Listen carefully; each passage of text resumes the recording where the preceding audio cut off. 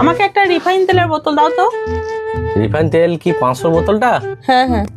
আচ্ছা, এই যে 500 রিফাইন তেল একটা। আর কি লাগবে? আর 1 প্যাকেট মোমবাতি দাও। মোমবাতি একটা, দাঁড়াও। এই যে 1 প্যাকেট মোমবাতি। আর কি লাগবে বলো? হিসাবটা করো কত হচ্ছে। আচ্ছা বেশ, ঠিক আছে। রিফাইন তেলটা হচ্ছে 75 টাকা, আর হচ্ছে গিয়ে মোমবাতিটা 35 টাকা। তাহলে হচ্ছে 5 আর 5 10 শূন্য, হাতে রইলো 1, 7 আর 3 10, 1 11, 110 টাকা হচ্ছে তোমার। তুমি হিসাবটা ভুল করছো। আরে বাবা, এখানে হিসাব ভুলের কিচ্ছু নেই, এ তো পরিষ্কার জলের মতন হিসাব। 75 টাকা আর 35 টাকা, 75 আর 35 110ই হয়। তুমি হিসাব করে দেখো।